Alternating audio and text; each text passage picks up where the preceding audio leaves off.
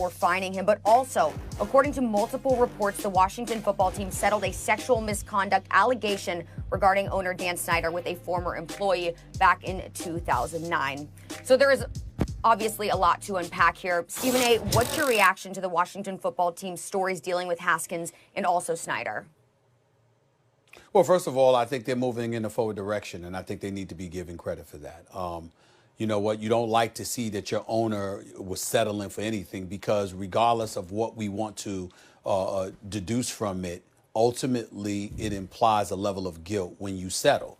That may not necessarily be the case. There's plenty of situations in our society where people settle because they don't want the noise, the PR, et cetera, and they're willing to pay a monetary price just to allow the problem to go away, even though they may have been innocent. We don't know what the situation is with Daniel Snyder other than the reports that he settled. So we don't know about his guilt or innocence, but because of his reputation in terms of people being down on this franchise because of its inept history and its inept ways, at least over the last 20 plus years, almost 30 years, the bottom line is he's not going to get the benefit of the doubt in a lot of situations, primarily because of that and because of the culture that he clearly oversaw, the things that were transpiring within the organization that ultimately led to dismissals and people being removed, and ultimately Julie Donaldson arriving there to head media relations. And forgive me, the brother's name escapes me that's there now, overseeing business operations that we had on this show, Mr. Jason Wright himself. The bottom line. Jason Wright. Jason Wright. Thank you, Max. That's right. Him and his reputation has been impeccable. And by all accounts, the two of them have been doing a phenomenal job and deserve credit and deserve our respect because of the direction that they have this franchise moving in. And Daniel Snyder deserves credit for bringing them on board. Having said that, it's not a good look, plain and simple. But there is those two. There is Ron Rivera. There is the fact that the team is competing and in position to win the division crown. They're clearly moving in a forward direction, and we have to give props where it's due in that regard. The only other thing that I would say is this. Dwayne Haskins, my brother, I have no idea what you were thinking about. I know that he wasn't at a strip club and instead of invited strippers to his home. It's COVID-19. You're in the middle of a playoff push, and that is what is on your mind. It's the height of irresponsibility. It was flat out stupid. I know he apologized, and I'm not going to pile on. But particularly you being at the quarterback position and being a black quarterback at that, knowing the challenges, people playing your position with your ethnicity, knowing the challenges that you share and what it represents. For you to be caught up in a situation like this, you should be ashamed of yourself. You know, it just occurred to me as you said that, Stephen A., when you said a black quarterback, we are finally at the place where, yeah, and black quarterback, there are black quarterbacks all over the league. You know, it's not like it used to be where that was like, oh, look at that, a black quarterback. Right. But let me just say, we largely see this the same way in terms of the Dan Snyder stuff. First of all, I don't give him credit for bringing on Jason Wright and Ron Rivera because he had to do it. He was dragged kicking and screaming into the 21st century, arrogantly saying, I'm never going to change the name. And then what happened? He got rid of the racist name, didn't he? And then finally he had to get rid of his yes men and bring in actual football people, right? Jason Wright and Ron Rivera. Now, the question is, can they insulate this team from the pernicious effects of his incompetent ownership? Maybe. Maybe it's promising. We agree about that. I mean, Jason Wright seems to know what he's doing, and Ron Rivera does too, and they seem to be going in the right direction. Now, let me just address Dwayne Haskins for a second. He was young and made a stupid mistake.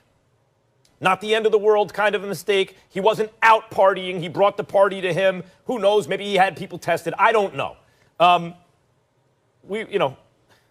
This is one of those things where you say, when I was 23, if every stupid thing I did, or the dumbest thing I did, or among the dumb things I did, was made public, I would be sitting there and people would be saying, boy, that's stupid. It's a kind of mistake I'm willing to write off to youth, but we'll see. And I have not given up on Dwayne Haskins, Stephen A. You know why? Because, first of all, this was not Jason Wright, Ron Rivera's guy, right? Like, Dan Snyder is the owner. You can't do anything about that. And the quarterback they inherited was not their guy. But I want to look at Haskins for a second. He was a one-year starter in college. And as that year went on, he got better and better, throwing the ball accurately and deep down the field, right? But it was still only a one-year starter. And while his mobility maybe is a little underrated, he's not a fast quarterback. Like Daniel Jones went ahead of him, partly because Daniel Jones is fast, and Dwayne Haskins is not nearly as fast, not nearly as mobile. And so what we've seen in the modern game is especially the faster quarterbacks, they get to start earlier because they're dual threats. And you want him to win a Super Bowl in that rookie contract, right? So you get him experience year one, and certainly by year two they're starting. But a lot of times early in year one they're starting. That's not Dwayne Haskins. He's built more like an old school quarterback. He's more of a pocket passing type of quarterback and an inexperienced one even on the college level at that, right? And so the question is at 23, having played at 22, 23, has there been improvement? Is there reason to believe that in the future he can be a successful quarterback? I'm not ready to say no yet. I think he is capable of throwing the ball accurately down the field. I have seen it. He has made certain improvements year one to year two for him. And even in light of this stupid mistake of youth, I wouldn't be so fast to say, let's get rid of this guy, right? Washington has invested a lot in him. And if the trajectory of his career is, in fact, more like those old school quarterbacks who he resembles in the style of his play, it might be year 3 or 4 before they get returns on their investment. And since they've already made that investment, maybe it makes sense to keep him around. I don't disagree with you. I'm not saying get rid of him. Let's be clear. I'm just saying he should be ashamed of himself for finding himself in this position at this particular moment in time. I'm sure he realizes COVID-19 is going on. That's the height of irresponsible behavior from a team that's you're the quarterback, man. What the hell are you thinking?